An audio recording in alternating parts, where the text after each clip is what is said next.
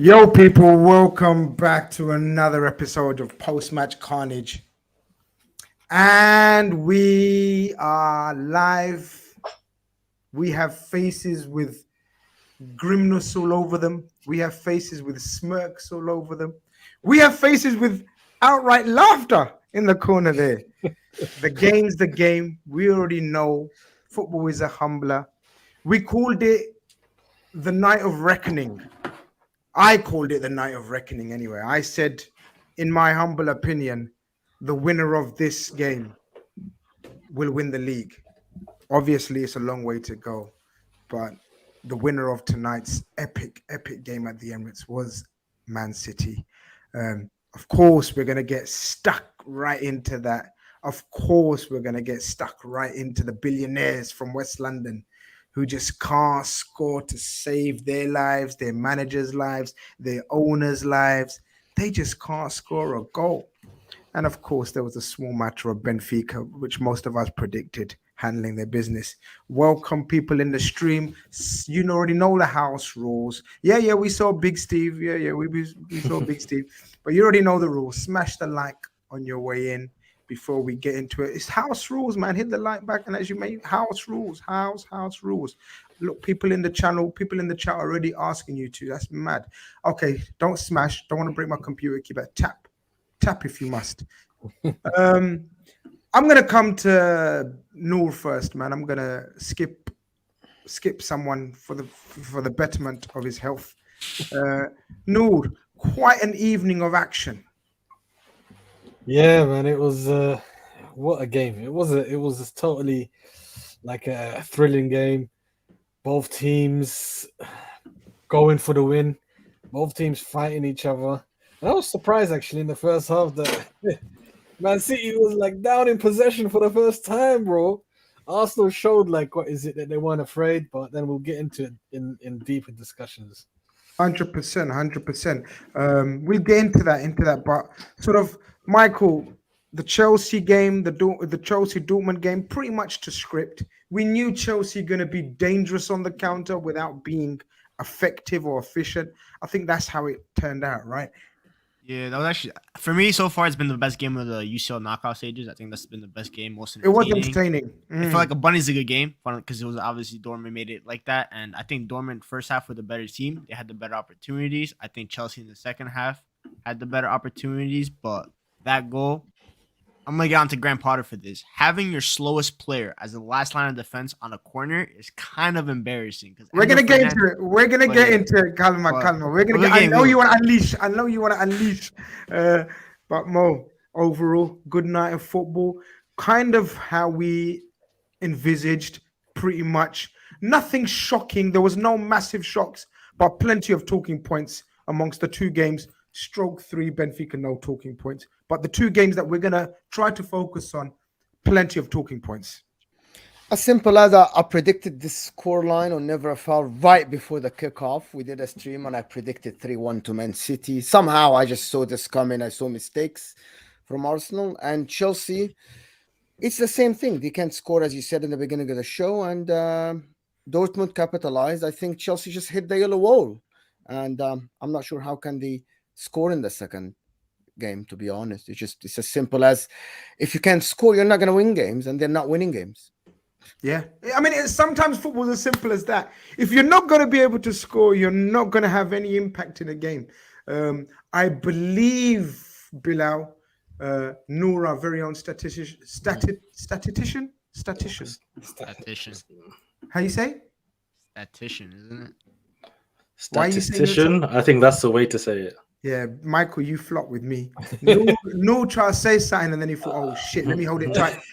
Mo thought it's not my first language. I'm ducking, and Bilal came through in the end. Say again.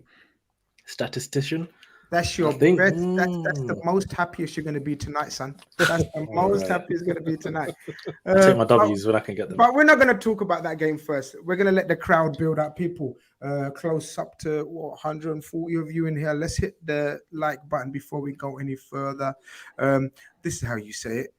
Statistician. Yep. You already know. We're going to start off with the Chelsea game, Chelsea, Dortmund. Yesterday we said they must win or they must progress. It's not about winning on the night per se, but you must go through on the overall tie. We discussed Dortmund aren't one of the best teams in Europe right now. They've got probably one of the best midfielders in Europe right now, a young Jude Bellingham. They've got Sebastian Haller, of course, big up Sebastian Haller. They've got heroes, stroke, great players on the verge of great players of the recent past in Julian Brandt, Royce, who didn't quite hit that level. Bilal, what did you make of that tie? I mean, tall order now, surely for Chelsea, or do you think they're in it? No, I've had Dortmund to go through since yesterday, so that was my prediction, and I have no reason to change now. I think I should come with more confidence. Obviously, for obvious reasons I will get into, I didn't really watch this game. I only Yeah. really saw the last 10 My minutes. bad, my bad. I went yeah. for that is shit hosting from me. I went to the guy that didn't watch this game at all. So yeah, you just hush up a little bit and you think about what you're gonna say when it comes to you. Noor, Yeah. talk to me about this game. I thought, like Michael says, it was entertaining. I thought, especially the first half, it was open end to end. I thought Dortmund looked the more in control, but Chelsea posed the greater counter attack and threat in that first half. Yeah, it's a Dortmund style of play that allowed Chelsea to even have like chances in the game. I don't think Chelsea can create as well as most teams. So, but the way that Dortmund plays that high line, they push everyone forward and they take risks also at the back. There was a lot of risk taking that allowed Chelsea to go through. There was a point where what's his name? Felix won the ball, passes it on to Havertz, and then he's the first one to get the ball again because of Dortmund's lack of transitional defensive play. But overall, yeah, as I said, it was an entertaining game. I had one eye on it. I had it on my TV while I had the Arsenal game on my laptop. And yeah, Chelsea, typical Chelsea. Every time I looked up, they have a chance. They're always missing. Yeah, every time look, I'm not gonna lie. I watched both games. Obviously, one kicked off at 7:30, so one kicked off at 8. So you could catch a good chunk of both games. Mo, just very quickly looking at those two lineups. Okay, Mo, I've been hearing about this Loftus-Cheek fella, right, for Chelsea for years and years and years now. Every season, Chelsea fans think this is going to be their guy, right? And you hear about him having all the attributes to be a modern day box-to-box midfielder. I see a strapping young man, a good-looking man, big up. You know what I mean? He's going to make, he's going to make a woman or a man very happy. Fair play to him, right? But on the football pitch, I don't know what he brings to the table, to the party. I don't know what attributes these Chelsea fans tell me about him. He's 27 now, so we can't even say, oh, he's young, he's progressing.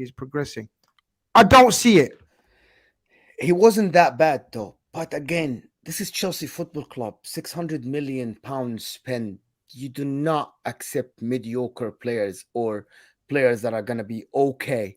He was just good, but not great. And this Chelsea team isn't great.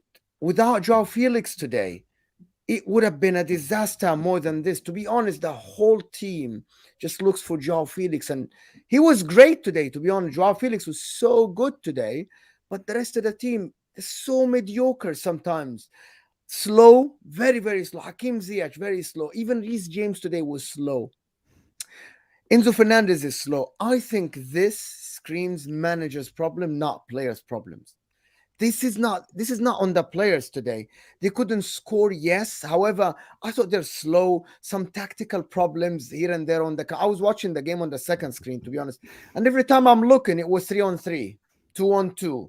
And Dortmund could have had 2 or 3. Yes, Chelsea hit the post twice, but Dortmund, if they capitalized, it could have been 2 or 3. And I think Graham Potter is out of his depth, to be honest. Michael, the pressure's going to ramp up. The pressure's going to ramp up on Graham Potter.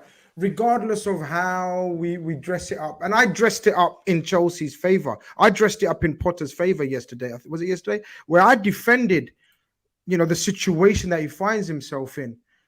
But every game that he doesn't win, the way of the modern fan, the way of the modern media, and unfortunately, regardless of what we say, the amount of money they've spent, it's going to be pressure every single time. Do you think he got the selection right? Is there anything else he could have done? I mean, I don't know. Do they even have another right winger that could come for Ziyech? I was gonna say Sterling, but I found out he's injured. So He's injured, so he can't come in. They left Madueke and Badishile, I believe, out of the Champions League squad. Is that a fuck up in itself? Should Ziyech be in it once he's realized and he's decided he doesn't want to be at the club no more? Literally because of a fax machine not working, he would have been at PSG. Make that make sense. Yeah, I think Kai Havertz. There was a moment where Kai Havertz had space on the right wing to run at, and this guy decided to dribble into defenders. He's another guy, but they don't have another striker because they can't bring that Fofana kid because he didn't get registered because they didn't have enough spots. Aubameyang got excluded from the squad, so you don't have a striker as well. So the only problem is, I'll say Loftus-Cheek. Yes, he was decent today, but I would have put Kovacic in. Just like the UCL nights, Kovacic always kind of rises for those kind of games. So was Kovacic on the subs bench, Noor or Bilal? Can we double check? He was on the subs bench. Wow. If that's the case, that's shocking.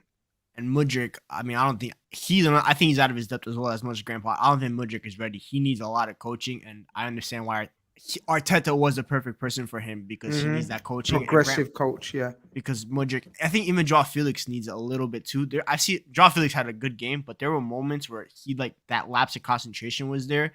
The shots, he kept hitting them central. So I think he's a player that while he's so talented, he never got that individual coaching in his development because Diego Simeone never really. That's not his part of his forte.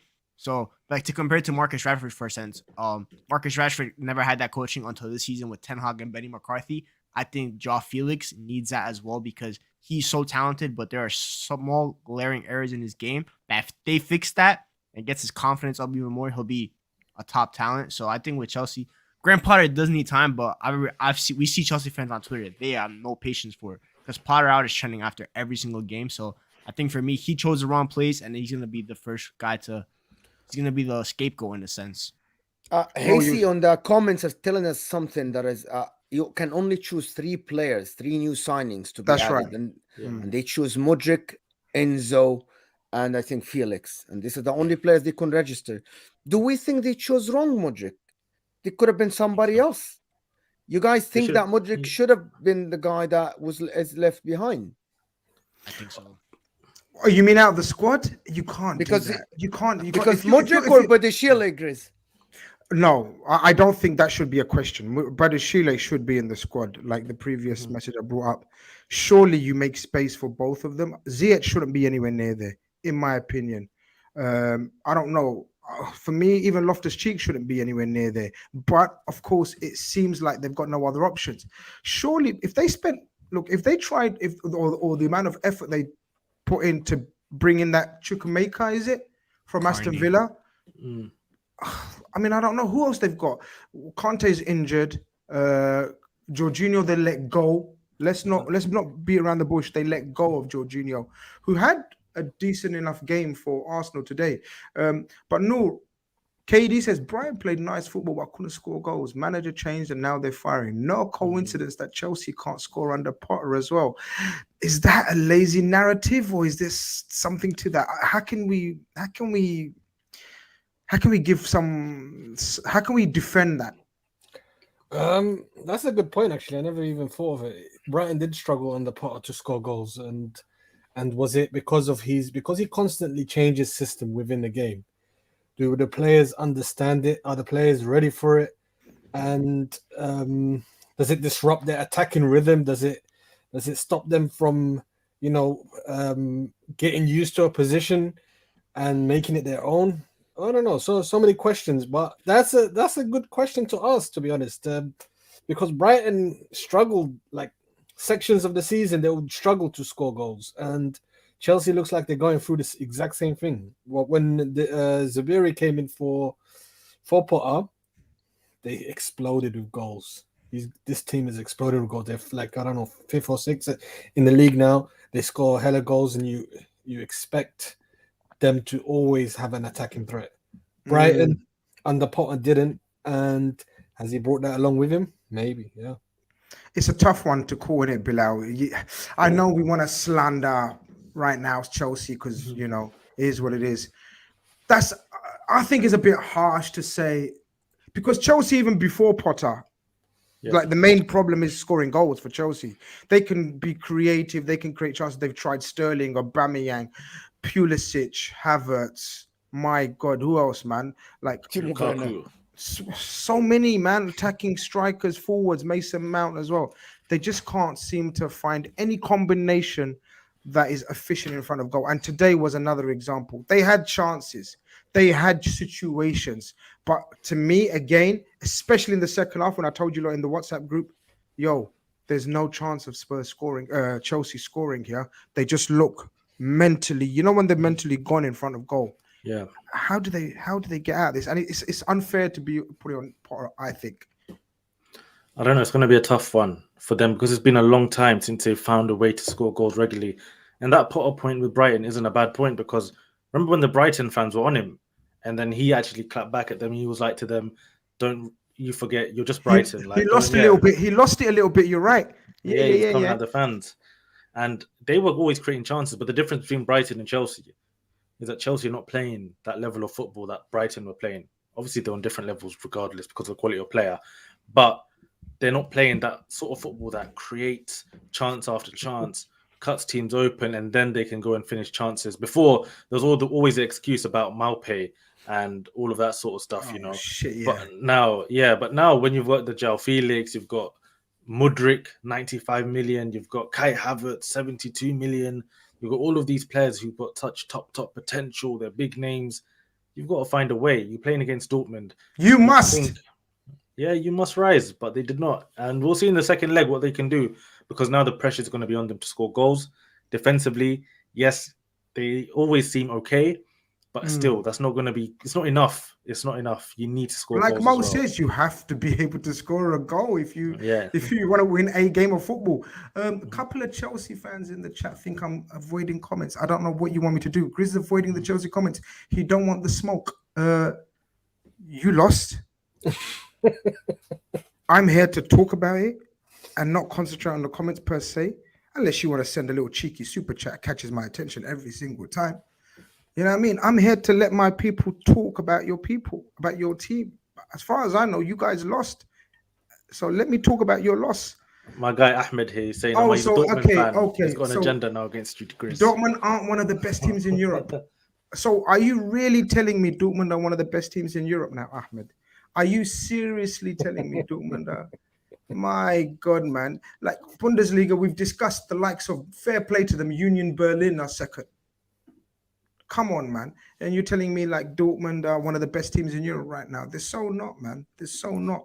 But listen, if you want to take comfort and say you lost today to one of the best teams in Europe, keep talking to yourselves, Chelsea. Keep talking to yourselves, man. If you really think you lost to one of the best teams in Europe, good luck to you. But I want to go back to the lineup.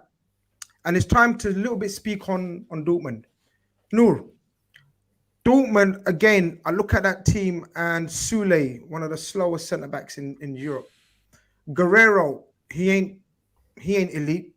He's good. He's decent on the ball. He ain't elite. I don't know about this Wolf guy.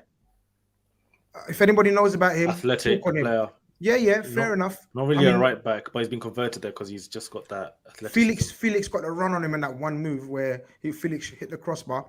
But you look across that midfield, right? And the one name that stands out to me is got the C round his name.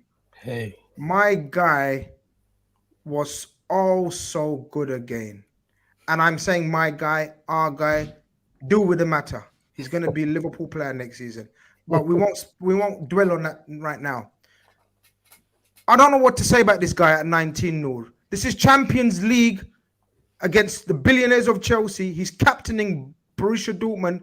And for me, he was one of the best players on the pitch. Again.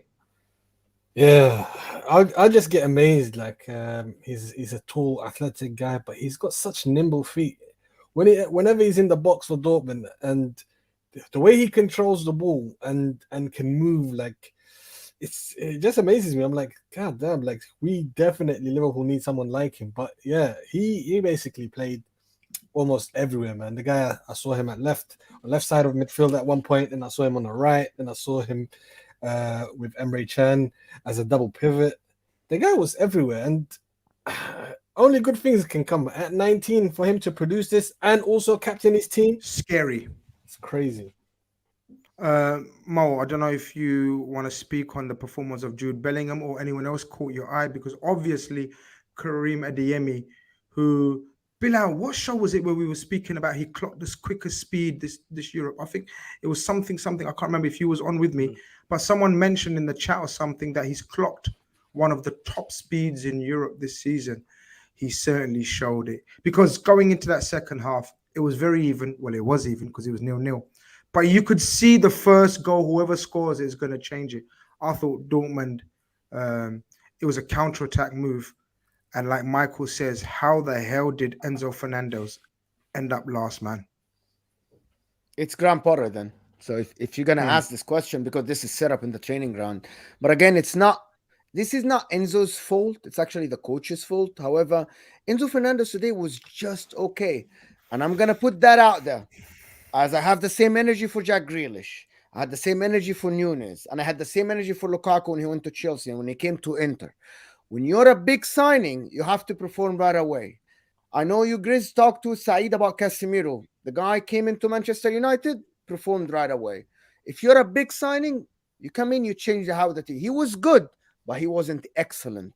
He didn't lead the midfield by any means. Today, it was Jude's game. It looked like Jude Bellingham was everywhere, to be honest. Defensively, he was in the 18. Offensively, Jude Bellingham sometimes was ahead of Hala in the opposition's box. So for me, that's a top midfielder that is leading his team at 19 years old, and you're playing like this. That it showed levels, right? You're a 106 million pound midfielder. He has to play up to the level. And I'm sorry, this guy is not coming from a small team. He's coming from a Champions League team as well. So he has the experience. He was okay, good today, but not excellent, to be honest. The probably passed him many, many times. And Jude Bellingham, to be honest, today looked like it's a walk in the park for him every time he had the ball. It looked like so easy for him. Up against, this is what I mean though, innit? Going back to Loftus-Cheek, two English talents. Jude was given the hype, but he's proving it at the very highest level. Loftus-Cheek is given the hype. He's 27. Still no competition. Michael, if you look at those two players, physically look the same, but up here on the pitch, there was levels between Loftus-Cheek and Jude Bellingham out there, right? Yeah, Jude Bellingham might actually be one of the best 19-year-old midfielders I've ever seen in my life. It's scary. It's scary. Every time I see him, he makes a perfect pass every single time. His decision making is arguably maturity is insane, and even his back to goal play, like he can receive the ball with his back to goal, and you can't get the ball off of him, which is insane because he could play in so many midfield positions. So if he plays in the 10 between the lines, if he receives the ball like that, it's gonna cause a lot of chaos for runners next to him. In the middle, if it's a 6 or 8, half turn, release the ball. It's just perfect. As for Enzo, he made the wrong decision going to Chelsea. He should have listened to Rico. He made the wrong decision because I don't trust Chelsea to make him right. You know what's going to end up happening? It's going to become a Paul Pogba 2.0. He is not a DM. He is the profile for me. He's Toni Kroos. He should have, if he's going to go to another team, be the crucial replacement at Real Madrid because his passing is immense. He has the final third IQ, but he can't dribble. He's not a quick dribbler, and he's a traffic cone in defending. He needs a 6. At Benfica, he had a destroyer next to him in Florentino Luis, which is why I always said Enzo should have came to United for a second because he has Casemiro who does all the dirty work for him, and Enzo can just free roam. And if he went to another club, I think he would look like a 100 midfielder.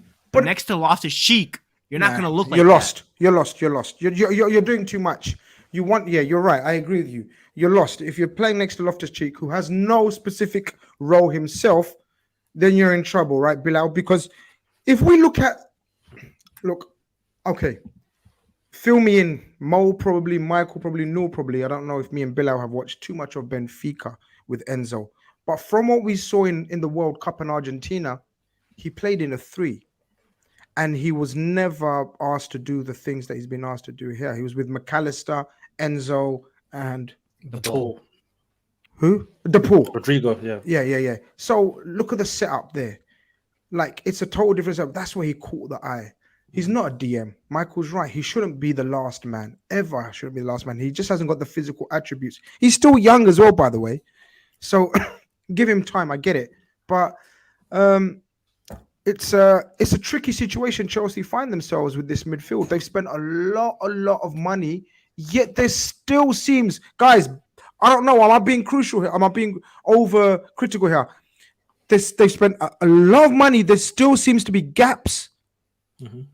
That's wild.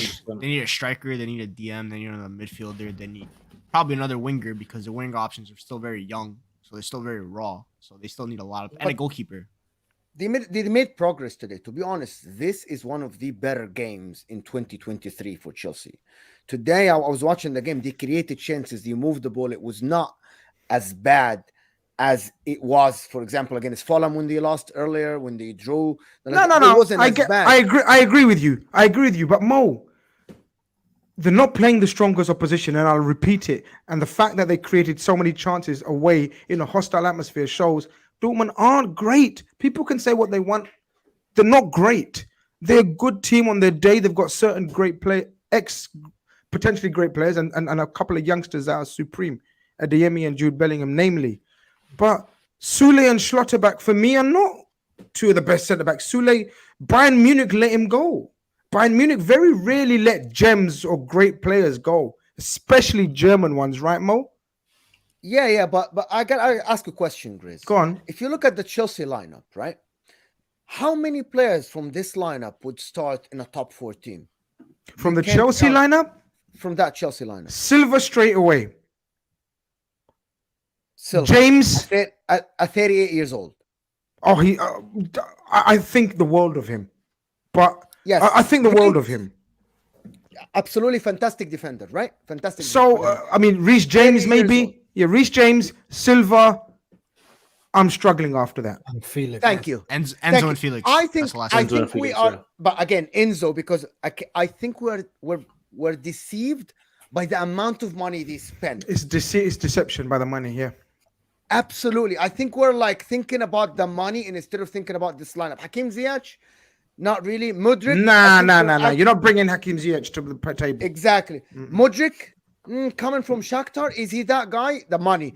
Havertz wouldn't even start for a top 6 team. Maybe you talked about Loftus-Cheek, right? You already said your piece about him. Koulibaly has been a flop this year. Yes, great defender from Napoli last year. Absolutely brilliant. But this year, he hasn't showed the levels. So for me, I'm looking at this lineup. Yes, you spent 600 million, but it looks like they spent it wrong. It looks like Todd Boehly will have to dig deep again in his pocket to fill holes again. Adam says, what is this waffle? Liverpool will take all these players. Last time I checked, Liverpool weren't anywhere near the top 4. Yes. Thank you. I remember Liverpool being in top 4, my bro. But Captain Sal's the better Jude gets this season, less chance of getting him, as we will get outbid by other super rich clubs, I'm afraid. Jude Bellingham won't go for the money. Just, if you don't want to believe it and you're that pessimistic about life, then just stop repeating it again and again. If you don't believe it, man. But don't keep asking me about it as well, then my opinion on it. My opinion, he's going to end up on a Liverpool shirt. If you're going to keep countering that, no, he won't. Stop asking. He'll get money wherever he goes anyway. Just say, no problem. Yeah, we're not going to get him. Don't ask me then again. But yeah, same question, same every stream. Oh, we're not going to get Jude. Oh, I know you think that. No problem. I think we will. And you're all going to come on my stream when we do that stream. It's going to be a record-breaking stream. Actually, I have a couple of stats for Chelsea from like the Hit game. them. So they had an XG of 2.13, which is really good, obviously. And the second half, they had 1.4, which is really good. They had 8 shots on target. So the Dortmund goalkeeper is good. But it just shows that they just need a top striker because we looked at that front four. I don't think any of those guys, maybe bar Joao Felix at Benfica, have hit double-digit goals in the season. And Kai Havertz for Leverkusen. But it's an issue, man. It's an issue. They just don't score goals. They don't score goals. But then again, Dortmund weren't creating that much as well, no, right? They weren't slicing open Chelsea. Like Bilal says, the Chelsea are quite strong defensively. They haven't got too many issues defensively. It's the other way around. But Dortmund, they had that one chance. It was always, I felt it was always going to be first goal wins it, whoever scores it. And talk to me about the goal, the run, the finish. It was very much, dare I say it, Mohamed Salah esque. Mm. You know when he's on that last man thing. Yeah. I hear that, but yeah, when I saw Enzo, I was kind of surprised, honestly, how slow he was in that phase. Adeyemi brings the ball. First of all, the first mistake is that he allowed Adeyemi to bring the ball down. What, And did you want him to just take him out? take him out. What else can you do there? If you knew yeah. like you're gonna have one-on-one with this guy, take him out, regroup, restart. That's what any sensible player should do. However, he doesn't do that. Adeyemi's running at him, and then he just kicks the ball a little bit further, paces him. But this is what when I'm gonna get onto Enzo here, he literally gave up because he could have just run around the keeper and actually showed a little bit more desire and get on the line just in case he went around the keeper. And he did it. He gave up. He passed it through, made him look like a snail. And what a goal! What a goal! What a goal to announce yourself to, especially those people that just only watch the Premier League. Like he was getting a bit doubted though. A few people were started getting onto his back in Germany as well. His performances, of course, he went for big money. A young player from Salzburg. We already know anyone that comes from Salzburg is expected to be the next mega star. So because and Dortmund have gone exactly, and Dortmund haven't gone through the best of seasons. They're coming back into form, as people are telling us. Of course, people like Ahmed are telling us, blah blah blah blah blah. All right, man, you know what I mean? Chill out, innit? All right, you're a bad boy team. You're gonna win the Champions League, but he has a little bit struggled, which is normal. But yeah, as you said, what a time to announce yourself on a big stage, Champions League night, and a goal like that. That's it. That's all you can do, especially in these big nights. Pixelated Pigeon says, big up the panel, decent games tonight, smash up the likes, people.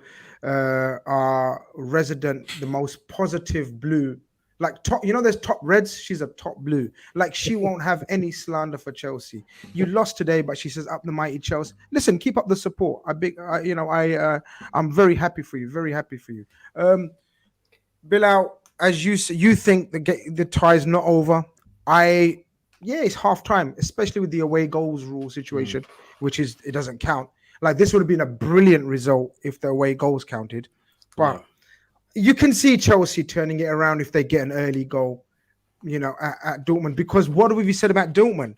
They do crumble. For me, I look at if I was a Dortmund fan, I'd have a lot of hope, to be honest, because going in 1-0, going to Stamford Bridge. I think about those games against Man City in the Champions League where they really dug deep. It took Haaland to score an absolute freak goal, to get them a winner. John Stones as well, I think, scored a banger as well. It's one of those ones where I think Borussia Dortmund, they can go to Chelsea, and if they frustrate them, and they've got a really great keeper, Kobel, in my opinion, is a top goalkeeper. If he's on job and the team's solid, the likes of Emre Can, from what I'm hearing from the bits I saw towards the end, he looked like he was up for it. He made a goal line clearance superb, and you know what? I've been one of those Liverpool fans that don't really miss him. I think, yeah, man, fair enough. He wanted to go, but he had a barnstorming game. He did. One of the things that why Liverpool fans used to miss him is because he used to do that deep penetrating run. And will take the ball box and to just box, drive. carry the ball, exactly, and then that will take us out of so many issues. And he was doing that as well towards the end for Dortmund. Yeah, look, at the end of the day, Mo, Chelsea put the pressure on in that second half. That save, I don't know if you saw it from Enzo in the last kick of the game. What a save! That could be very, very vital going into the second leg. How are you setting it up for the second leg now? Listen, Chelsea, if I'm not mistaken, scored 4 goals in 2023. And I keep saying this. If you don't score goals, you're already 1-0 behind at halftime in this tie. And their defense is okay, is not the strongest, but I'm just asking myself, who's going to put the ball at the back of the net from Chelsea? And if they don't score goals, again, How are they gonna go through? Based on what? I don't see it. Because I don't see the improvement of like going forward. Where is it? You're creating chances. Yes. Someone said in the chat that Grandpa is the king of XG. He did the same with Brighton, but they can't put the ball at the back of the net. Where is it coming from? I don't Yeah, see it. someone. I did see that comment. I've timed him out for a little while because he's just saying the same thing and trolling. Like, I hate people spamming the comments. I don't mind different comments and differences of opinion. I'm getting loads of people telling me different things, but if you're just gonna spam the same shit, I'm just gonna give you a little rest. Um, you're not banned or nothing. Just gonna give you a little rest to calm yourself and then come back and talk. But Michael, like, they can have all the XGs in the world. And as Mo just said, he had the same issues, high XG at Brighton. And you'd think when you come to Chelsea, if you can create the chances and your team plays the football and the high XG at Brighton with a higher caliber of player, surely at some point it translates into goals. I mean, is it high caliber player when though? is it gonna? Surely is. Is it though? Because I think Trossard would start for Chelsea right now. I think he's better than anything they got. Solly March is better than their right winger right now. Oh shit. McAllister's better than not better than Joao Felix, but still, I just think with Chelsea, they're gonna get N'Golo Kante back for the second leg, which is massive. He always rises for UCL games, so I'll give him that. But the thing is, Kante could do all that, but he's not a scorer, so he's not gonna put the ball in the back of the net for them. So I'll lean Dortmund, but at the bridge, you never know. Maybe the crowd will push in the goal for them because that's the only way that a goal goes in for them.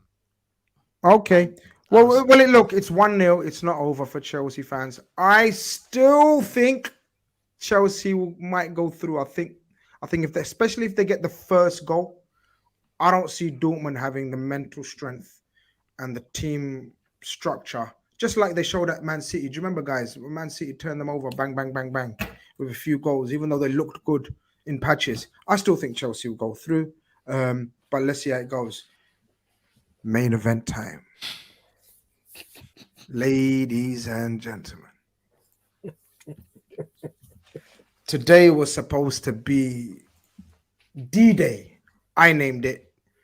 Certain sections of fan bases of different teams said, nah, relax, calma. We got this. We haven't got this. Long way to go. I'm telling you, I'm the oldest one on this panel. I've been in this heavyweight bouts. I'm the Muhammad Ali of this panel. I've been through all of these heavyweight title bouts, and I've lost my fair share as well. This is a juggernaut. Bilal, talk to me about today's epic encounter at the Emirates. The crowd was there. The atmosphere was there. But there was no Gabriel Jesus. And there was no Thomas Partey.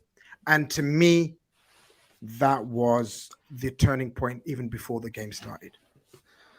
Yeah, it's a tough one to say the very least, because honestly today, especially after that first half, I thought, you know what, even without Partey, even without Jesus, thought we were going punch for punch, thought we were the better team, really. You know, obviously Tomiyasu made that mistake. And I think that's what's going to hurt more today or tomorrow even. When you look back at the goals, the first one, the second one, both poor goals to concede. And it's one of those ones, like today I thought Saliba, from last match against Tony, struggling in terms of the aerial duels. Today, thought he was amazing. But then you watch Tomiyasu, I thought he had a good game, but that one moment. And then Gabriel, I thought he had a good game, but that one moment. Really? I'm gonna hold you on that one. You thought Gabriel had a good game? Yeah, no, I thought he was having a good game until obviously the little penalty thing happened and then that mistake. So I think he had like two moments in that game where he was a bit rattled, to say the very least, right? I look at that Zinchenko as well. Was playing good, had a moment in that game where, could have cost us. Ramsdale saved him. It's in these games where it's that moment that we're missing. We're missing that moment. We get there, we're playing good football, but we're just lacking a little bit. And for me, I look at a few positions in our team. When you look at guys that I don't even want to dig him out because I've dug him out for many years at my club. He's still there. He's Rose. He's trying, and that's Granit Xhaka. Like today, I just think like if we had a different left centre mid option, there's moments in that game that could have changed. If you had a Gundogan in that position, for example, big difference. Big difference. Even the likes of Nketiah, right? He rises in these games. If you actually watch him in the big games, he plays to his maximum. But I don't think his maximum is good enough because you watch him in some of these smaller games in Nketiah, he can go missing a little bit and you don't really see him. But every big game we seem to have, Nketiah plays, and you can tell he's playing his hardest, but it might just not be good enough. And it's these little positions in the team. And then again, when Thomas Partey is such an important figure and always gets injured, and it's something that we knew before the season. Obviously, tried to address it maybe with Jorginho, but we needed more in January as well. So listen, at the end of the day, if you told me last season in February that by next year, February, you'll be level on points with Man City with a game in hand, I would have bitten your hand off for that. I would have taken it with both hands. So in that sense, you have to look at it for me, I'll keep believing that we can do it. But it's these key moments, right, where I feel like we're just lacking. And maybe today, if Jesus and Partey were playing, yeah, maybe we would see that difference. Maybe they would be the difference makers. But it's not an excuse as well because we knew Jesus can get injured. We knew definitely Partey could get injured. I thought we played well, but second half, like from 45th minute in the second half, right, to that penalty, I was literally, before the penalty happened, I was saying to myself, like, I don't remember any phase of play in the last 20 minutes, right? The last 15, 20 minutes. Like, it was just like nothing happened, but it was a bit, you feel like Man City were frustrating us. And then, yeah, little sucker punches. Game was done, 2-1, the 3-1. And yeah, it is what it is. But we have to brush ourselves off, man. And that Villa game now is massive. And you know what? One more thing. Last season, top 4 race, we had to beat Brighton, Southampton, and Palace, right? And we crumbled in all 3 games. And before these last 3 games happened, Everton, Brentford, and Man City, we did a call-in show, I think it was last week. And I said, if we get past these 3 games, I think the league's wrapped. So it's one of those ones. You see how, and I think the team probably felt that as well, like these 3 games are massive. If we get past this, then the sky's the limit. And again, we crumbled. We did crumble. And it's one of those ones. How can we bounce back? Can we do it? Because it's going to take something else to try and drag this team to go again for the next 16 games. Noor, I'm gonna be a little bit nice, and the rest of you can go hard and say what you want. Bilal's obviously had his say. First and foremost, Pixelate Pitch says if Nketiah takes his chances today, and if Arsenal dealt that first blow, could have been a different story. It's a game of fine margins, especially when you're rucking with Man City. We already know this. That Nketiah chance, that should be 1-0. That should be 1-0 Arsenal. They go up the other end and score. That's the way these things happen. But where I'm going to be a little bit nice and try to understand where I'm going with this, and it may be far-fetched or whatever. I just think I think the timing of their injuries has been so unlucky. Like Partey and Gabriel Jesus missing this period where they've gone away to Everton. And I think they've been unlucky at Everton in terms of Everton sacked the manager a few days just before. It's one of those wrong time, bad time. You go to a nasty away, smelly away ground, 12 o'clock in the morning. It's one of those games where Partey comes off injured, doesn't he? In that game, I think, or something, doesn't he? Or someone comes off. He played that game, but yeah. Jorginho comes on or someone. So yeah. Yeah, Jorginho just came on. I don't think he was injured, but he just came on. But the point I'm trying to make is sometimes these little timings of the season, luck, playing the wrong team at the wrong time. I know you get to play everyone home and away, and it's sometimes not simple as that. Timing's everything in a long marathon. I just think they've been a little bit unlucky with a few timings. But look, in the cold light of day, as Bilal says, they made too many errors today, and they got done. Yeah, I would have echoed your sentiments if Arteta had the testicular fortitude to stick with White at right back, but he showed that he basically started the nerves or the doubts. Actually, the doubts is a better word within his team by picking Tomiyasu. He showed that he was scared of something. This has a rippling effect as well on the team. Mm-hmm. Arteta is responsible for today's defeat. If he had the the balls to go exactly with the same team. You're missing Partey, so what? We go again, guys. And he did that, and you lost. Fine, you can say yeah, injuries. You can say this, you can say that, but he put a little doubt, a little seed of doubt in those players, and then that doubt increased further when Tomiyasu made the mistake. Tomiyasu makes the mistake, 1-0 up. Arsenal get back into it, luckily by a referee decision.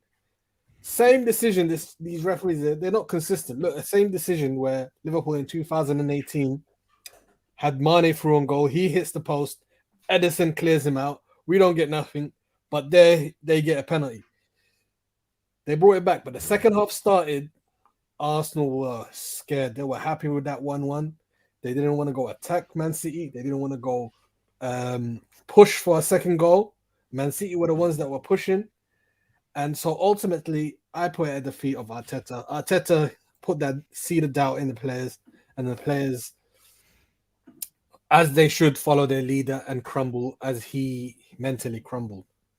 Mo, are you that ruthless in terms of Arteta? Because look, I feel he kind of went with the better defender, stronger defender, because I feel as though he thought no Partey might have weakened him slightly from a defensive point of view in midfield. So therefore, I think he tried to balance it up, and also the aerial strength of Tomiyasu in case Haaland, because we saw Tony give Saliba hell in the previous game against Brentford. So I think he thought Haaland will also pull off on Saliba, and Tomiyasu would hopefully be able to double up on that. But then countering that, Man City's lineup was a bit different as well. He's got Silva playing in this inverted left back when they've got the ball, but when they haven't got the ball, he's playing in a 4. And it was quite a battle with Saka and Silva. Silva got him back 2-3 challenges where he could have got a yellow card earlier. So I thought both sides tactically done something different, tried to catch the other one out. Did you see one manager have the edge on the other tactically? Not really. To be honest, this game is defined by individual mistakes. The first goal is a mistake. And people want to slaughter Tomiyasu. This mistake happens from everybody. Even Man City, they do the mistake. Rodri, just a couple of weeks ago against Spurs, they did kind of something similar when they literally passed the ball to Højbjerg instead of his teammates. These mistakes happen. The fact that he chose Tomiyasu, I think Tomiyasu, and I said that before, going forward is actually better than Ben White. He actually offers the overlap more than Ben White. Actually, Ben White, being a center back originally, is a very strong defensively. But I think because Saka, he wanted support overlaps, and we saw Zinchenko doing overlaps with Martinelli today, he wanted someone that can go forward. It's unfortunate that Tomiyasu did this mistake. However, it doesn't take away from De Bruyne's brilliant finish, to be honest. It doesn't happen every day. De Bruyne with the left foot from outside the 18, that curl. But anyway, tactically, both teams got it completely right. However, it showed the depth. It showed the tactical awareness of Pep Guardiola's second half, the substitutions. Even when Foden came in for Jack Grealish, they actually pinned like a little bit that side, the Arsenal right side back a little bit. He put some pressure on Saliba on that side. I don't think Arteta did anything wrong today. Jorginho actually had a really amazing game. I thought so as well. Which is Arteta being a central midfielder himself. He actually talked to Jorginho about how to play against Man City. And that's credit to Arteta. It's just the game is defined based on individual mistakes. If Gabriel doesn't do that weird pass that he did for the second goal, that the game might end at 1-1. Yes. I think if Nketiah touched the ball, it would have gone in. But again, it's ifs and buts and maybes. And that comes down to one thing: composure. In big games, Man City, 4 leagues out of the last 5 years showed that they have been there. They've done it. But one thing I want to add to this was Arsenal's biggest game of the season, but City will have way bigger games in the Champions League. City are not thinking about this game. City will still have to play Liverpool. Is that correct? This is a big game as well. They might play Real Madrid, Bayern Munich in the Champions League, but this was Arsenal's biggest game. And to be honest, like mentally, I thought at some point they were out of it, and that's when mistakes happen. Furian agrees with you. He says substituting Mahrez for Khanage and moving Bernardo up to midfield was a masterstroke by Pep. Got a super chat from Philip H. It says, how rattled Arteta? He ain't been the same since. City turning this league into the Bundesliga. Big up, Grizz. We soon see you. We see you. Yeah, 100%, man. You're coming here to take our throne, man, in that top 4 place. Michael, did you see any tactical deficiencies from either manager different, or was it a game of, like Mo says, individual errors that finally eventually cost them, and just big match temperaments? Because errors come where usually errors happen when you can't handle the big match temperament. Let's call a spade a spade. You know, if you've been through all these kind of situations, you don't make mistakes like Tomiyasu makes. I mean, let's not take anything away from the finish. It was quite an exquisite finish from Kevin De Bruyne, who, by the way, didn't have a great game overall, but he was there for that moment. And then that killer Haaland. It's what they bought him for, right, Michael? Did you? But just 2-part question. Any tactical deficiencies, or was it down to just a couple of individual areas and big match temperament? I think for the first 50 minutes, I think Arteta outdid Pep. I think Pep starting Bernardo Silva in that position was weird. What's that thinking? What's the thinking behind that? I don't know. But he had another bald moment with Pep. He thinks too much sometimes. It's just no. He has too many yes men. I think someone tweeted that he has too many yes men, and someone told him stop this foolishness, and he went to 4-3-3, and from then on, City turned championship mode on. I've been saying that they have this mode called championship mode, and there's certain players that do it, which I'll get into later. As for Arteta, they started well. They deserved to be ahead in the first half. I thought that mistake by Tomiyasu was City's only chance. Other than that, Arsenal dominated them. And I know the penalty and everything, but I think Arsenal deserved the equalizer no matter what. Yeah. But I think someone said in the comments, Arteta doesn't have a plan B. Why was Granit Xhaka on the pitch that long? Bring Fabio Vieira on. I've been saying this for ages. Martinelli was doing nothing today. Why not bring Trossard on? Why if Nketiah was so bad, why not put Trossard through the middle and keep Martinelli out wide? Because Trossard is more of a false 9 in a sense. Can Link play better? You need like a Gabriel Jesus kind of influence on the game, because Martinelli is clearly suffering from not having Gabriel Jesus there. So I think Arteta, he did the same thing against United in the first time we played them. He overthought it a little bit, and he has no plan B. And if you're not, he's a great manager, and I think maybe we crowned Arsenal too early. I think I fell victim to that too. I think they were so good in the first half, but did you know that they've lost 11 straight games to Man City? 11 straight games. They haven't beaten Man City in 11 straight games in the league. Bilal, you kept that on quiet.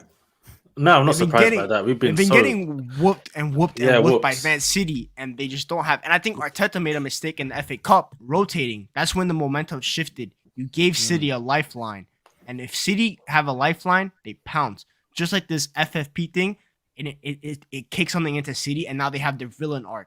And I just think that Arsenal, Martin Odegaard, we crowned him as player of the year a little too early too, because where was he today? Nothing. He did not. KDB showed him levels, because I remember TalkSport said Odegaard's better than KDB, but I think Arsenal players, I just think they're not ready for this moment yet. And the game against Villa, if they show response, I'll start getting a little bit more. But if they lose against Villa, for me it's a wrap, because they have an edge, because if they win their game in hand, they're actually technically still ahead.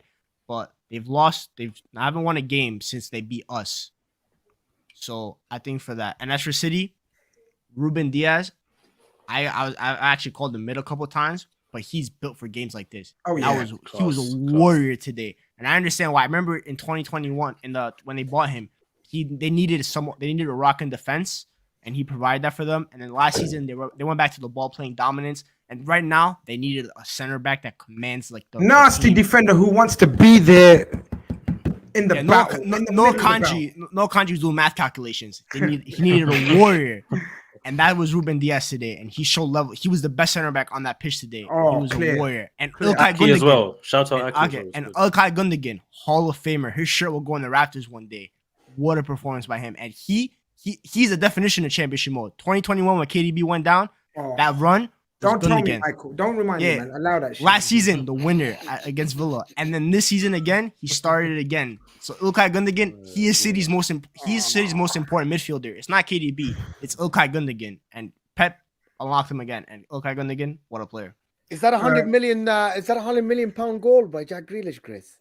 Forgot about him too. 20 At the million. end of the day, listen, at Call the it end of the day, these are the moments that count, man. And they claw back that fee slowly but surely, somewhere, somehow. Man City fans will be able to justify it. Say, look, that was possibly one of the goals that led us to the title. Pixelate Pigeon always comes in with a sensible chat. Says City's know-how showed Arsenal's lack of experience too. It wasn't surprising that they panicked in the last third of the game. Yeah, and Shane McGee says Trossard through the middle is a good shout. Even Martinelli playing bad, I wouldn't have taken him off and leave Nketiah on. Bilal, do you agree with that? It's a bit of a weird one, actually, because What could Nketiah you was have done? actually What playing could you have weird. done? What could you have done? What would you have done different? In that sort of game when Xhaka is ineffective in the final third and you need more ball retention, I think bringing Trossard in actually for Martinelli would have made more sense to taking off Nketiah, because at the very least Nketiah was running everywhere. He was still getting on the end of chances. He was impacting the game, right? Martinelli was completely anonymous. And it's I don't think it's really his fault. I think because Zinchenko and Xhaka, Zinchenko comes in, doesn't really help Martinelli out wide. Xhaka, honestly, you give him time in the final third. You saw what he tried to do towards the end. Like I think he fake shot the defender of, can't remember who it was, slipped, and then he's so stiff he can't do anything after that. And I think today that's the difference. I think Mo was spot on. I think Arteta today, Tomiyasu for me. If you're telling me now, should I start Tomiyasu before the game? I still would have started him. I thought today, apart from that mistake, he actually did what I expected him to do. He won his headers. He did pretty well. That mistake, of course, is something that can happen and did happen. But really and truly, with Arsenal right now, I think the difference today between Arsenal City is Haaland, De Bruyne, Xhaka, and Nketiah. I Big think match these. winners. I That's think a the very good point. individuals. I think the individuals, right, are becoming the difference in these games. Like tactically, I think Arsenal played that way we played today Yeah. against 99% of teams in the league. I think we get a good result. But against Man City, you can play that well, but they can also play that well. And even if they don't have the ball, they've got those players that can just turn it on in 1 second. You give De Bruyne a chance to go in behind. He's going to hit a ball across. He's going to do something. And Haaland, you give him a sniff. It's a goal. So, yeah, No, it's one of those I ones. think if you replace Nketiah and Xhaka or Nketiah and Jorginho with Partey and Gabriel Jesus, is there a different result? Maybe. I know Because there are two players. Like Mo was asking earlier about how many Chelsea players get into like the top teams or something like that. Yeah. Mm. Do Partey and Gabriel Jesus get into the top teams just as a panel? What do you guys think? I think they do. Partey especially. He was a key guy that was missing, and Jorginho and him. Huge guy. Yeah, I know. They're not the same profile, so you're obviously going to miss Partey's athleticism and covering ground, especially to help out the fullbacks or even the central defenders. However, as I said, going back to the Tomiyasu, I'm not saying Tomiyasu is bad, but the guy has no rhythm, and you're throwing him into the biggest game. Big game player, though. That's the reason. Even against Liverpool, put him left back, locked up Salah. This is a reason why Tomiyasu plays, because in the big games, you trust him. It's one of those ones you don't want to play Tomiyasu every game because he is like a Thomas Partey. He might just pull up an injury out of nowhere. You want to use him at the right times. And normally the right times to use Tomiyasu is in a big game. And that's why I think Arteta trusted him today. And me as an Arsenal fan, I would have trusted him to play against City. I would trust him to play most big games because that's how much we think he's a solid defender and a good two-footed player in possession as well. Noor, I want to ask you a question about Partey today. Yeah, You mentioned Partey was missing today, but I don't think that Partey was going to offer something else. Arsenal actually dominated the midfield. Jorginho actually passed the ball more than anybody. He was everywhere. Man City actually did not penetrate from the midfield at all. So having Partey there was not going to change the individual mistakes, in my opinion. And it wasn't going to change the way Arsenal play. I think Jorginho did what he can, and I think he did it pretty well. I thought Arsenal today, they were beat by themselves, by the mistakes, and the manager didn't have the depth or couldn't actually change the game. I'm not sure if Partey would have changed the game today. Maybe Gabriel Jesus, but also Gabriel Jesus, he's not a goal scorer, Noor, is he? No, he's not. But he causes. He's a bit like a controlled Nunes. He causes chaos around. He makes the others around him play much better. Martinelli's drop off has been no coincidence. It's been whilst the absence of Gabriel Jesus. And the reason being is because Jesus is he's biased towards the left side, so he'll go a lot to the left side and occupy defenders and pull defenders away, which gives Martinelli that option. But coming back to the party, I'm not saying the party would have. I'm not saying Jorginho didn't have a good game or was bad, but having Partey there, the psychological effect of it is we can trust him to cover ground, so we can take a little bit more risk. We can, and having Ben White would have like inverting and dominating the midfield even more so than Tomiyasu. I know Tomiyasu likes to overlap Saka, and he almost did a really good overlap where they almost scored from it. But as I said, like it's those fine margins that you lot are talking about and the psychological effect that I prefer to go at full throttle at my rivals, knowing that we gave it our all, rather than just overthink it a bit and try and be a little bit cautious. Let me bring someone that's a little bit more defensive here. I would have just went for it. If we lose, we lose. Because the worst feeling in the world is the feeling right now where did we give it our all? Did we push him to the max? No, we didn't. Why? Because Arteta slightly bottled it. You agree, guys? Michael, Mo, do you guys agree? I think Bilal's made his feelings very clear. He doesn't think they bottled it. I know, Michael, you said earlier you think Arteta had the upper hand and Man City's just experience, know-how came through in the end and Arsenal's lack of it. Or do you think Arsenal could have done something different and Arteta could have done something different? I think for me, I think it just showed the lack of quality that Arsenal have compared to Man City. Like I think with Man City, the reason why you could trust them to come back from these blips is because you know they have the players. With Arsenal, the coaching and the players were so good for the first half, but now that the blips have come, they need to replace someone who's gonna come through. And I think that's the issue with Arsenal. Today you saw the position they need to upgrade on, in my opinion. That left center mid spot, Xhaka, he needs to get upgraded on. Because if you're gonna be in this form, well, maybe not upgrade. Okay. There's always players that need upgrading, but he needs what's the word? Competition. Yeah, because I think he doesn't need to be playing 90 minutes. He doesn't need to. No, I don't look. I said to Bilal a long time ago when they bought him, Fabio Vieira ain't that guy who's gonna win you a Premier League. Like he's pretty, he's nice, he's neat on the ball. You know what I mean? Unless he progresses to the levels, because I said the same about Odegaard, so I was wrong. Yeah, I thought Odegaard is neat and okay. I didn't see this dog in him and this captain leadership quality in him, which is shown. So football's a humbler. But I'm convinced Fabio Vieira ain't got that. Yeah, and Xhaka needs competition. Maybe that's the position they were trying to buy anyway. Yeah, Caicedo. They're trying to get Caicedo. Also, left back Zinchenko was not good today, in my opinion. But the backup is Kieran Tierney, who Arteta doesn't like, because I don't think he's like Tierney in a minute. So they need a backup left back because Zinchenko, the inverting thing was good for a couple of moments, but now with Martinelli struggling, he needs help on that left, and Zinchenko ain't gonna offer because he's playing midfield. He needs an overlap, so maybe insert Tierney to kind of give that width a little bit. But Tierney's not good on the ball, so you can't really trust Tierney in that situation. So a backup left back. I know they sent Nuno Tavares out on loan, but we all know Arteta doesn't rate him. He hooked him within like 10 minutes against Forest last year in the Cup. So I just think they need quality. And if, in my opinion, this might be a little too soon, but if this summer they don't have they need to get quality this summer, because if they don't, next year they might not be as good, and teams will be improved. Do we think City will be that bad again next season? No, I think they might go crazy in the summer because punishments ain't coming anytime soon. Liverpool will be stronger. They can't be worse than this season. They literally can't be worse than this season. Newcastle will spend more money. They're gonna have Europe money. Chelsea, God knows how much more Todd Bowley will spend. So I think Arsenal, this season is their chance, and Arteta needs to find something to change it up, because he can't keep going with this 11, or else it'll get stagnated.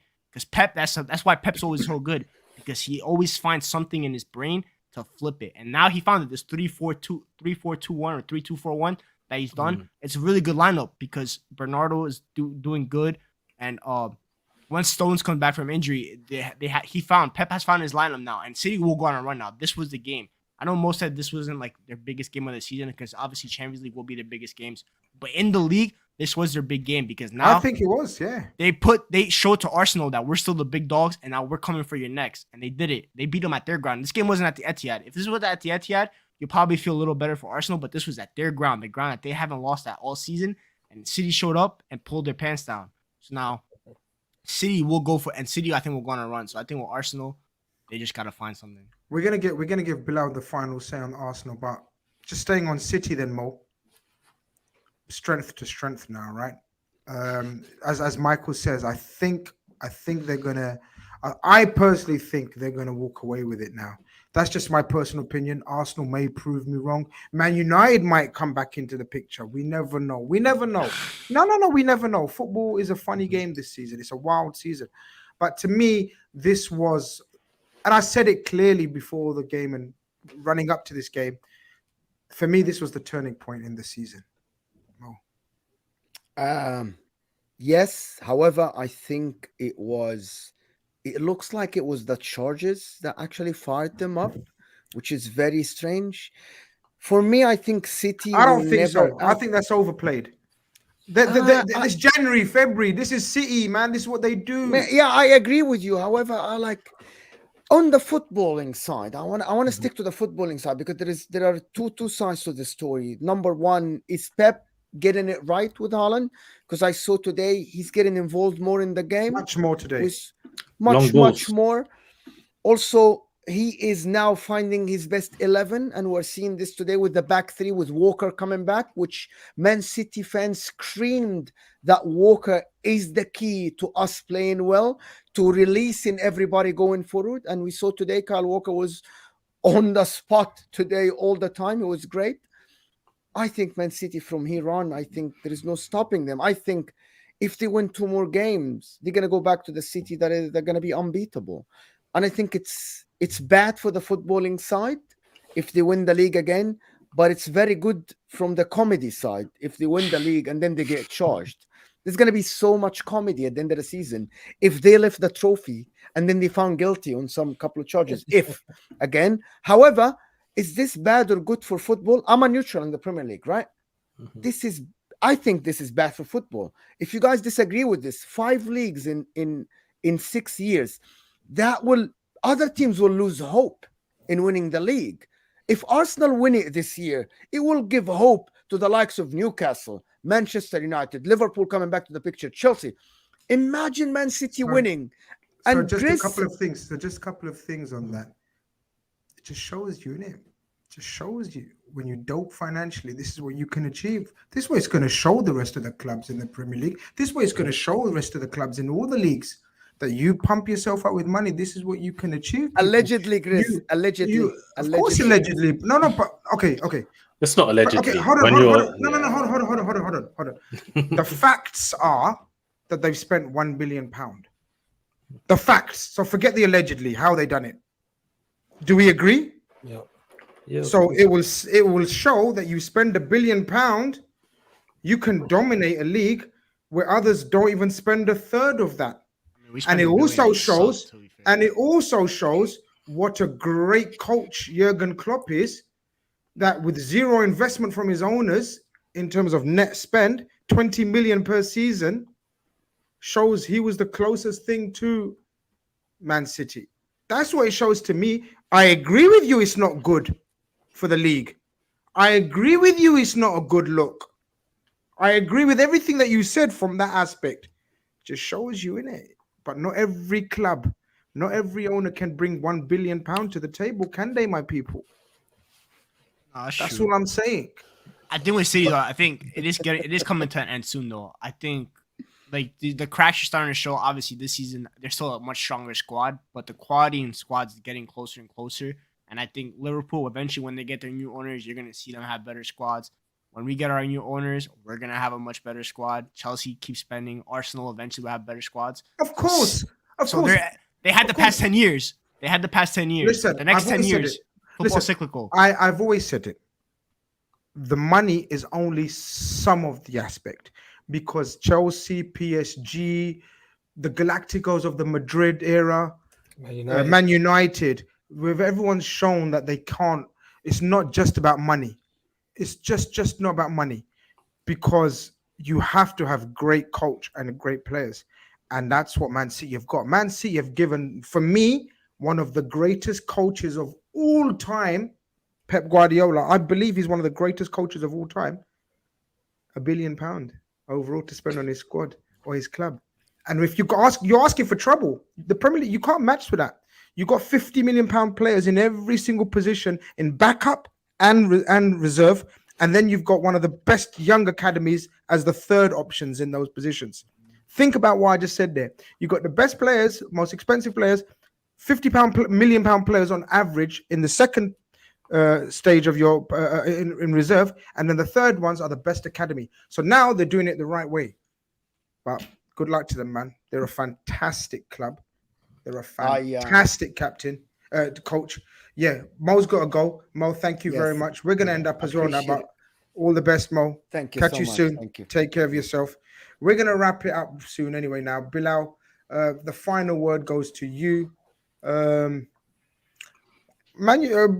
got to pull something out against Unai Emery. Otherwise, it could whimper out. It could be Europa League only to target. Yeah, I don't need to be hearing and that's my only enjoyment this year. No, I don't need that, man.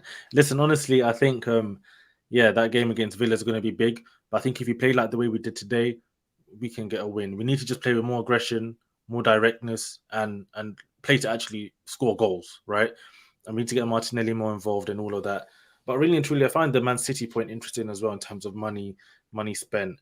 I look at this Arsenal team, I look at the ages of the players, and I just feel like this is hopefully in the summer, regardless of what happens, that we need those two top midfielders to come into that team, the Partey replacement, the Xhaka replacement, who can play for the next 5 to 8 years. And then this squad will be ready to really start fighting, I think, for many years, and not just this season. But yeah, in terms of this season, where we want to see something happen, maybe it will be too early. Who knows? But really and truly, we need to get the wins together ASAP. And that Villa game is massive. Unai Emery as well. I know he's going to want to get that back. He's going to want to come for his revenge. And I think he'd love to just end Arsenal's hopes, right, of anything. So, yeah, I think that game against Villa is going to be crazy. Even last season, we played Villa away. It was just a 1-0, held on to the end. And we just run away with the 3 points. It's one of those games where you just need to get the win by hook or by crook. Fuck the performance. I think Leicester away no as well. Fluidity, no, none of this. You just need to get 3 points and then just calm down a little bit and recuperate. And we just need to as Michael says, like, and you know, the facts are, if you win your game in hand, you still go top of the table, right? Exactly. Yeah, we go top of the table, 3 points clear. And that's what we just need to get the momentum back, the feeling of winning back. And if we can go on a run. And then when we start playing the big games again, because I think we're going to have to go to Anfield, we're going to have to go to St. James's Park. This is when Etihad. You got to go to Etihad. etc. We need to go to those games positively. Like even City now, I think they've got a few easy games. Then they've got like a Newcastle in there as well. Everyone's going to play everyone still. I think this season's going to be interesting. Like even I'm not sure where Man United are in the table. Right now, we're 5 points behind you, but you have a game in hand. But we got you and City at the way now. We have a couple of tough games against City, Liverpool and Newcastle, but it's a close season. Long way to go. Jamie says the real question is, did Crystal have Haaland triple captain? Yes, sir. Yes, sir. I would be on 100+ points. I got Estepunian and one other brother who scored bare goals for me on the subs bench. I got like 20 points on the subs bench and I'm on 96 points already. So yeah. I'm serious. FPL, yeah, I'm serious. Like you lot, don't talk about FPL to me. You lot not ready. You're not involved. Michael, tomorrow you got a big game, man. Barcelona. I don't think you're looking forward to it. I personally think you got nothing to worry about. Again, all this Barcelona hype. Trust me, and I hate saying it, because I'm a Liverpool fan. I hate saying it, but trust me, you can hurt them on the counter. Casemiro will be back. Lissandro will thrive in that. He's not playing tomorrow. Shit. He's suspended. Oh, Casemiro. No, No, Lissandro. Lissandro I was Martinez. gonna say this Okay. Casemiro is suspended everywhere, man. This That's guy. a slight. Casemiro is ready for tomorrow.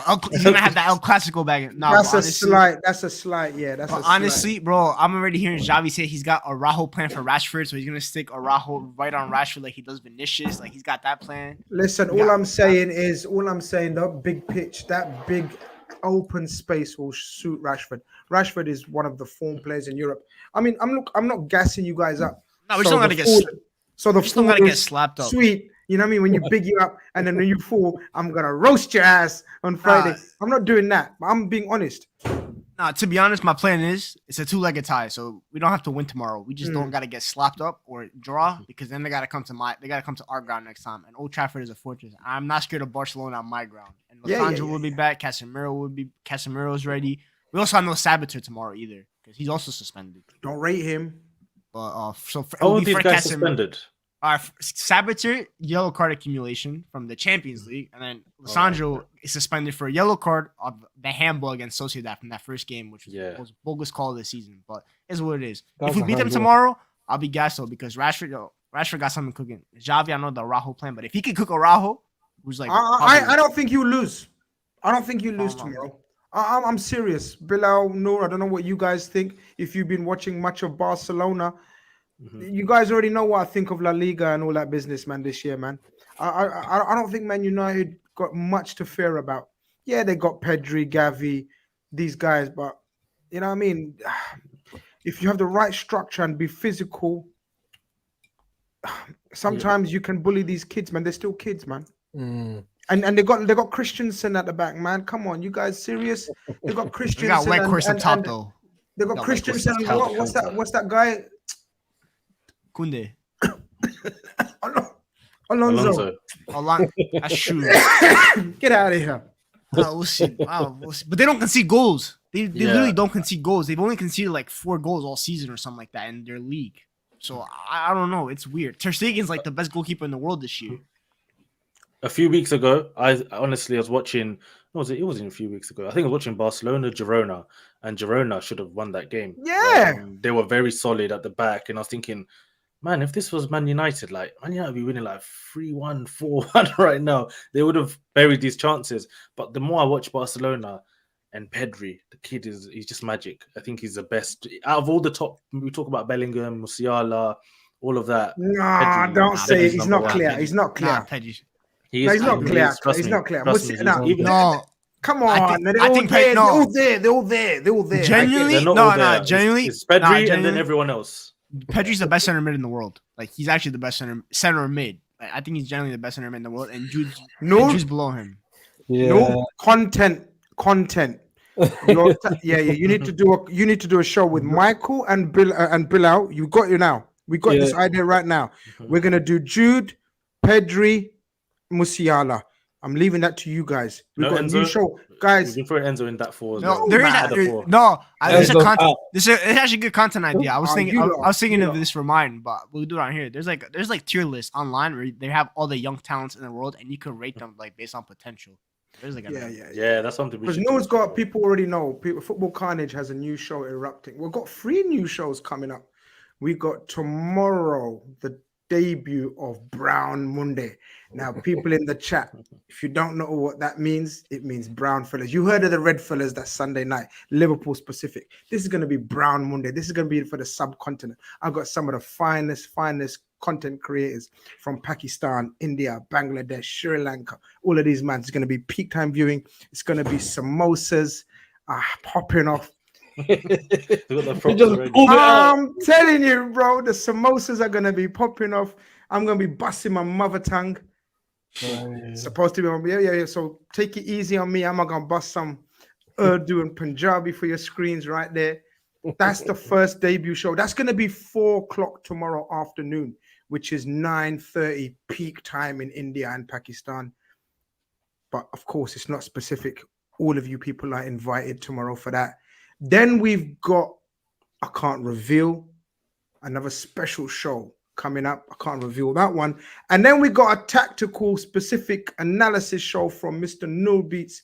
He's going to select his panel. I think Michael might be on it, but after saying Pedri's clear of everyone, I'm not too sure. You know what I mean? Bilal discounting Jude as well. I'm not too sure. It might be Noor on his own, the way these guys are getting on. But we're going to check that. That's going to be coming up as well. We're not sure if that's going to be a live show or we're going to do a little show for you.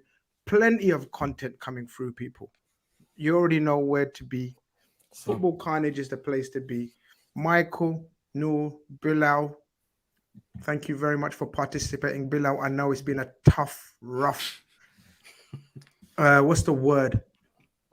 Horror evening for you. Yeah, man. It's like I've been 12 rounds with Tyson Fury, man. I can feel punches. Every ache and pain. Exactly. He's gonna go watch Gabriel Jesus comps now to make himself feel better. That's what he's gonna I can't. That makes it worse, man. I just don't need any Arsenal stuff. Yeah. You just don't need that. Like, what if? Exactly. But is there anything else that you guys wanted to say before we close it up? No, not much. Just Barca, Man United tomorrow. It's mad. Europa League is bigger than Champions League this year. I want to shout out. Actually, no. I need Man United to win because I got cooked yesterday. I said Man United are a top 5 team in the world. So actually, I need Man United to win tomorrow. Yeah, you have to win, man. Yeah, but you know what it is? Xavi ball, man. It's not. They play more like what you associate Real Madrid do, not Barca. No Dembele, bro. Yeah. No Dembele. I think that's a blessing in disguise for them. I'm not gonna lie. Rafinha hype, bro. I ain't scared of that guy. Well, we might do a post-match reaction depending on the result. Man United lose. I'm gonna be on the screens, just myself, maybe. Big face on the screen. But of course, don't forget 4 p.m. tomorrow, people. Join us for Brown Monday in the building. This has been post-match carnage. Chelsea on the brink of elimination. Arsenal on the brink of title elimination. We out of here. Take care. Peace.